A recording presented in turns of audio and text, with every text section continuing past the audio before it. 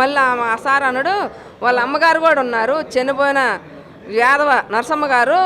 ఆమెతో మాట్లాడమని చెప్పి 2 మాటలు ఎట్నే పెట్టించే వరకు ఏందయ్యా మా సినిమాకి మీరు పంపించటం ఏంటి మీరు చేయటం ఏంటి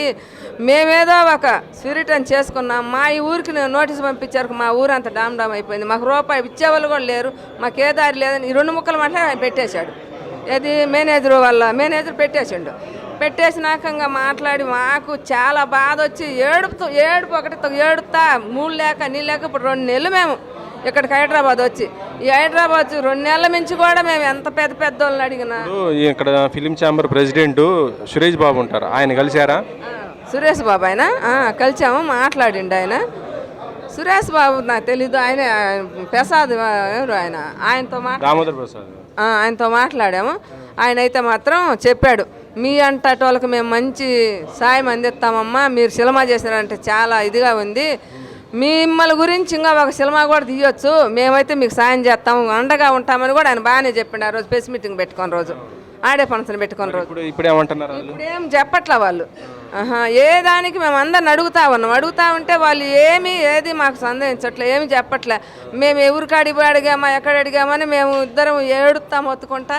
అన్ని. ఇప్పుడు మీరు ప్రభాస్ గారిని కూడా అడుగుతున్నారంట కదా మాకు అన్యాయం జరుగుతుంది న్యాయం చేయండి అనేసి మీరు అడుగుతున్నాం ఆయనే మాకు దిక్కు ఆయన చేయకపోతే మేమేం చేసామని చెప్పి కూడా చాలా పాదోగబడి ఆయన చాలా అడుగుతా ఉన్నాము మరి ఆయనకు తెలుసో తెలీదో మాకైతే తెలీదు మేము అన్ని రకాలుగా అడుగుతున్నాం అయ్యా నువ్వే చేయయ్యా నువ్వేదో పెద్దోడి వంట మా సినిమా ఇట్ట మేము ఒక పేద రైతులము మా రైతులు కూడా ఏదో ఎవరో వాళ్ళకి తెలియదు మాకు వాళ్ళు మా మామేడ ఇట్ట అంటుండ్రు ఇట్లా చేస్తుండ్రు మాకు కేసులు వేస్తుండ్రు లాయర్ ద్వారా నోటీసులు పంపించారు నువ్వేదో మాకు సాయం చేయమని చాలాసార్లు అడుగుతా ఉన్నాం మరి ఆయన ఏమీ చెప్పట్లేదు మాట్లాడట కూడా లేదు మరి మేము ఏమైపోవాలా అని మా కుటుంబం ఇంక ఈ సినిమా పోయిందనుకో మాకు ఇంటికి అడిగిపోతే తినటానికి లేదు ఉండటానికి లేదు ముందు బాకిలో దెబ్బకి మేము చచ్చిపోవాలి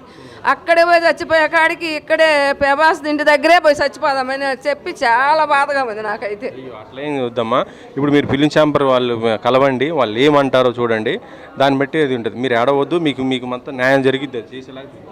ఏమో నాకైతే ఇంతమందిని అడిగా కూడా ఎవరు ఏం చెప్పట్లేదు నాకైతే చాలా బాధగా ఉంది. నేను వీళ్ళందరూ కూడా నాకు ఇంట్లో వాళ్ళు కూడా తిడతాడు ఆయన అయితే నిన్న కూడా నాకు తిట్టాడు అదేదో ఆ ఛానల్ కాడ మాట్లాడుతుంటే నాకు ఎవరు